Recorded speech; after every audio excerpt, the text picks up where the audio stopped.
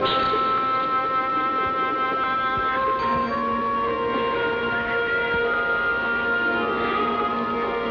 all the sirena na binigyan ko ng mga paa, how could I forget this one special sirena, ang tunay na reyna ng Sirenea, and that is Lucia. Opo, galing po to sa Sirenea. Sirenea. Parang hindi pa ako nakapunta sa lugar na yan. Naku, malayo po yun. Mahirap po matunton. Tago po sa mundong to.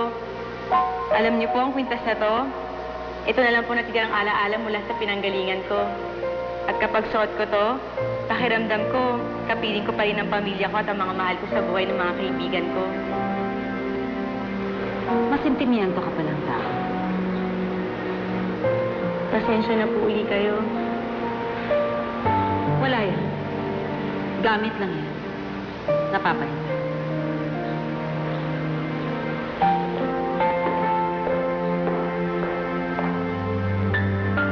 And I would like to take this opportunity to tell you, Reina Lucia, that I'm really, really, really sorry. Kinuha ko ang memory mo kapalit ng iyong mga paang minimikhi. Check it out. Kamusta ka, Reina Lucia? Sana nasa mabuti ka. Ha?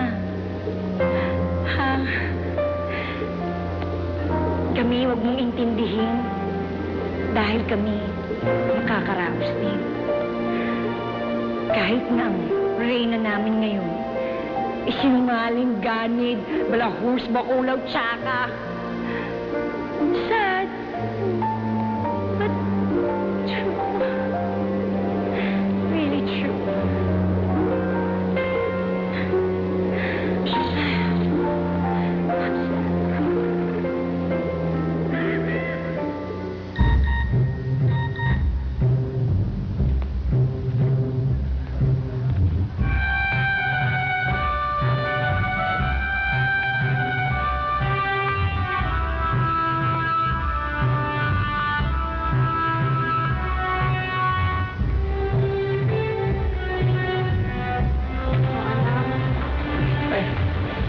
Sahin ka na ba? Kanina ba? Oh, sino ba yung ka-text mo dyan at hanggang tenga yung misi mo? Wala po na, kaibigan ko lang po. Babae. Salamat.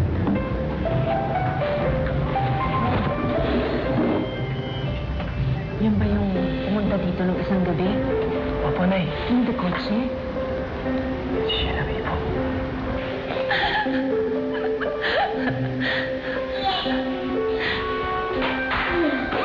Kulit-kulit mo. Yeah. Tama ba yung bahay na pinasukan ko? Ba't parang hindi ko kilala? Ah, ako si Isabel. Ako naman si Buboy. Pinatari kami ni Sir Fredo dito.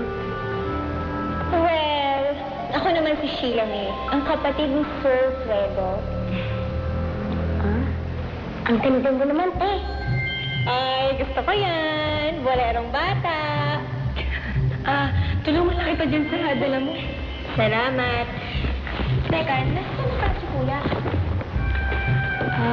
Kasama siya ni Ma'am Betty. Nandito naman pala ang bruha. Bunga talaga. Maganda siya. Mabait pa po, Nay. At mayaman. Ako, kursunado mo yung babaeng yun, no?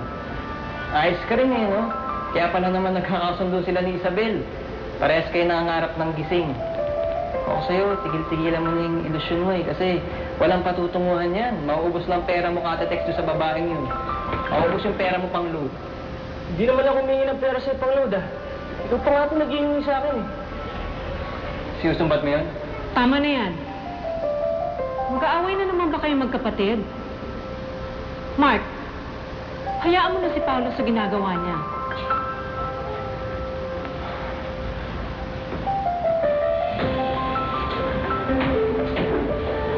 Wala kasi na eh.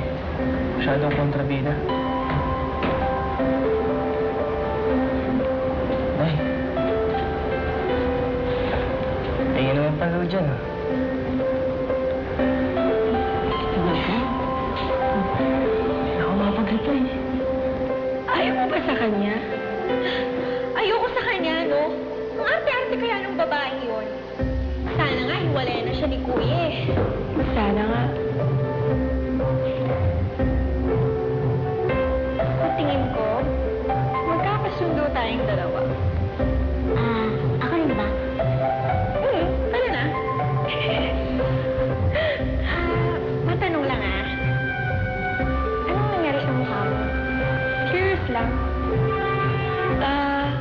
Ito kasi nangati tapos kinamot ko kaya naging ganyan.